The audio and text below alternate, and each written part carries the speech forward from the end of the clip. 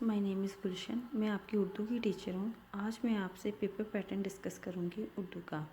वो paper pattern जो board में आपको आना है, ठीक है। सबसे पहला सवाल जो बोर्ड में आपको आता है वो कसीर इंतखाबी सवालात होते हैं। कसीर इंतखाबी सवालात क्या होते हैं, बच्चों के जहन में एकदम से आ जाता है इतना मुश्किल लफ्ज़। तो मैं आपको बताऊँ, कसीर इंतखाबी सवालात MCQs को कहते हैं। आप जो दूसरी क्लासेस में MCQs किए जाते हैं उनको कसीर इंतखाबी सवालात कहते हैं उर्दू में। बोर्ड में आपको 15 कसीर इंतखाबी सवालात आएंगे जो आपने करने हैं और इसके मार्क्स भी 15 ही हैं। इसके बाद जो सवाल नंबर 2 होगा वो अशार की तशरीह होगा।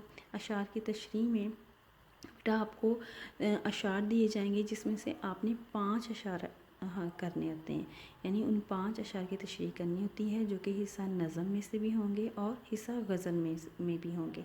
आपने 5 अशार करने हैं तो 5 अशार के नंबर भी 10 ही होंगे। इसके अलावा तीसरा सवाल जो है वो इक़्तिबास की तशरीह का है।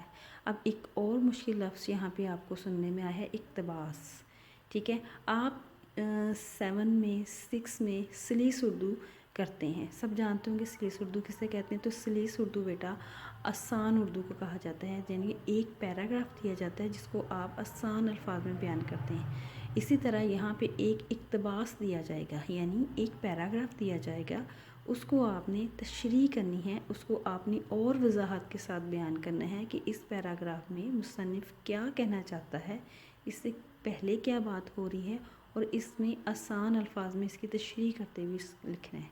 2 पैराग्राफ दिए जाएंगे और दोनों ही आपने करने हैं और इसके मार्क्स भी की तरफ आते हैं। सवाल नंबर 4 है सवालात के जवाबात। ये शॉर्ट क्वेश्चंस होते हैं और आपकी एक्सरसाइज में क्वेश्चंस होते हैं, उन्हीं में से ये सवालात आते हैं।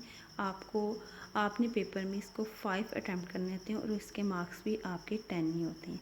वैसे चॉइस होती है, लाइक आपको 8 क्वेश्चंस आ जाएंगे जिसमें से 3 की चॉइस होगी, तो आपने अटैम्प्ट जो है वो 5 ही करने हैं। क्वेश्चन नंबर 5, मरकज़ी ख्याल। मरकज़ी ख्याल बेटा आपको नज़म का आता है। आपकी जो हिस्सा नज़म है, आपके बुक में 4 नज़म है, उनका मरकज़ी ख्याल आएगा। और मरकज़ी ख्याल में क्या लिखना होता है कि मरकज़ी ख्याल में ये बताना है आपने कि इस नज़म में शायर क्या बताना चाहता है, यानी मेन आइडिया क्या है इसका। और इसके मार्क्स भी बेटा आपके 5 होंगे और इसको भी आपने अटैम्प्ट करना है। इसके बाद सवाल नंबर 6 है। सवाल नंबर 6 जो है वो खुलासा नवीसी है। आपने पहले भी खुलासे लिखे हैं, याद भी किए हैं और आपको पता है कि खुलासा किसे कहते हैं। खुलासा हिस्सा नसर में से जो आपके लेसन्स हैं उसमें से आपने ये बताना होता है खुलासे में से कि इस जो स्टोरी है उसका 1/3 यानी 1/3 हिस्सा आपने बताना होता है उस नसर का। नसर मतलब उस जो लेसन है आपका। इसके भी 5 नंबर होते हैं। जिस सवाल नंबर 6 के बाद हम सवाल नंबर 7 पे आएंगे। सवाल नंबर 7 जो है बेटा वो हमारा ख़त नवीसी का है या दरख्वास्त का है, यानी इसमें आपको ऑप्शंस होंगी, या तो आप ख़त लिख सकेंगी या फिर आप दरख्वास्त लिख सकेंगी। इसके भी बेटा 10 मार्क्स होते हैं। सवाल नंबर 8। सवाल नंबर 8 बेटा आपका मुकालमा है या फिर कहानी है। इसमें भी आपके पास चॉइस है, यानी आपकी क़वाइद इंशा जो बुक है उसमें आप मुकालमे हैं और कहानी है, तो इसमें दोनों में आपके पास चॉइस होती है। इन दोनों में से किसी एक को आपने अटैम्प्ट करना है और बेटा इसके भी आपके 5 नंबर्स होते हैं।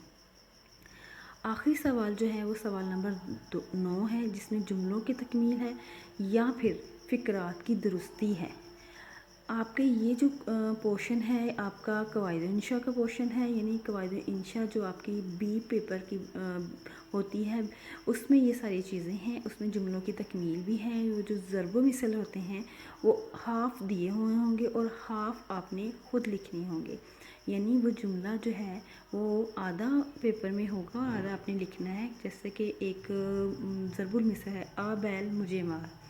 इसमें अगर उन्होंने ये लिखा होगा आ बैल, तो जो आगे ब्लैंक छोड़ी होगी ना उसमें आपने फिल करना है कि मुझे मार। तो इसी तरह आपको जुमलों की तकमील ये वाला क्वेश्चन अटैम्प्ट करना है। और साथ में अगर आपने ये नहीं करना तो क्या होगा, फ़िक्रात की दुरुस्ती। फ़िक्रात की दुरुस्ती में कोई भी फ़िक्रा गलत लिखा गया होगा तो आपने उसको सही करना है। जैसे अगर मैं ये कहूँ कि मैंने लाहौर जाना है, तो ये फ़िक्रा गलत है। इसका सही जो आता है मुझे लाहौर जाना है, तो आपने सही करके लिखना है। और इसके भी बेटा 5 नंबर्स हैं। तो ये सारे जो पैटर्न्स हैं आपको बता रही हूँ सारा, वो ये है कि आपने आपका बोर्ड का जो पेपर है वो कैसे आना है। ये सारे 9 क्वेश्चंस जो हैं वो बेटा आपको आने हैं, जो आपने करने हैं। तो इसमें से जो चॉइस है वो भी आपके सामने मैंने रख दी है। जो भी कुछ है वो आपने सारा करना है। और इस तरीके से आपको हम इंशाल्लाह हम नेक्स्ट क्लास में लेके चलेंगे। सारे सवालात को अच्छे तरीके से अटेम्प्ट करने। एक और लाजमी बात जो मैं आपको बता दूँ वो ये है कि हर क्वेश्चंस के अटैम्प्ट करने का तरीका चेंज होता है।